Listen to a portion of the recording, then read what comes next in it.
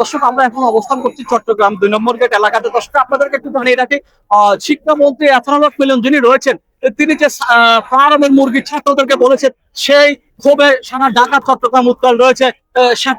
ছাত্ররা যারা রয়েছেন, চট্টগ্রাম 2 নম্বর গেট দুপুর 2:30টার দিকে একটি ছোট্ট মিছিল করে সেটি শিক্ষা অফিস থেকে ঘুরে এসে 2 নম্বর গেট এলাকাতে ওদিক থেকে ব্লকেট তৈরি করে পুরো 4-5 চট্টগ্রাম 2 নম্বর গেট তারা ব্লক করে দেয়, যেখানে সাধারণ মানুষের একেবারে দুর্বিষহ জীবন এবং সাধারণ যান চলাচল স্থিরতা নেমে এসে এবং সাধারণ মানুষ কোনো দিকে আউটগোয়িং করতে পারছে না। তারা বলছেন যে এই জন দুর্ভোগ কি কোনোভাবে মেনে নেওয়া যাচ্ছে না। এদিকে যে পুলিশ প্রশাসন রয়েছেন, পুলিশ প্রশাসন আমরা দেখেছি একদিকে ভূমিকা পালন করছেন এবং যে ব্যারিকেড ছিল, যে ব্লকেটটি সরিয়ে সাধারণ মানুষের যান চলাচলের নিরাপত্তা আনবে, সেটি থেকে পুলিশ তাদেরকে একদম গুছিয়ে একদম বাইরে রেখেছেন এবং শিক্ষার্থীরা এবং এই পর্যন্ত আমরা দেখি যে চারদিক থেকে তাদের দখলে পুরো 2 নম্বর গেট নিয়ন্ত্রণ করে রেখেছেন এবং আমরা এটাও দেখেছি কোনো বাইক এবং কোনো রিক্সা কোনো গাড়ি তারা চলতে দিচ্ছে না।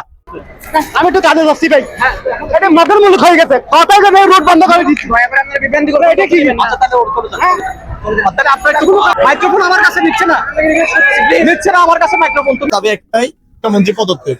কোনো দাবি নেই আমার, কে দাবি তোমার? আমরা গত 2-3 দিন ধরে আমরা 2-3টা দাবি নিয়ে আসছিলাম, কিন্তু আমাদের একটা দাবিও মানা হয়নি।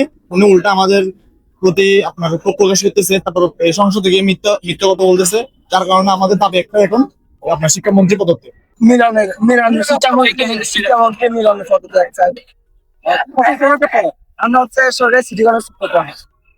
আমরা এখানে আসছি, কালকে আমরা এখানে অবস্থান করছিলাম। কালকে আমাদের দাবি অনেক 7টা দাবি ছিল, 7টা দাবির মধ্যে 3টা মেনে নিচ্ছে আর কতগুলো মেনে নেয়। আমরা সবাই সবগুলো দাবি মেনে নিলে আমরা সবার টেবিলে ফিরে যেতে চাই।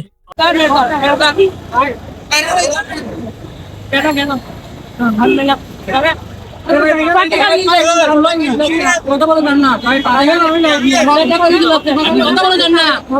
কথা বলছে না।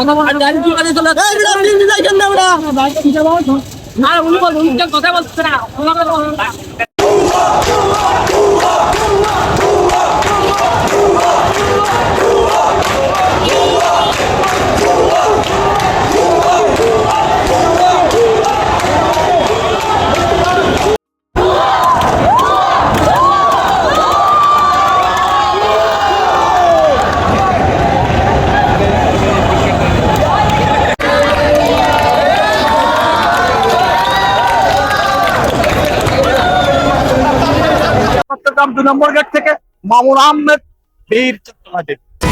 HM Expert B500 CWR স্বাধীনতার সুবর্ণ জয়ন্তীতে নতুন বাংলাদেশ গড়ার প্রত্যয় HM Steel।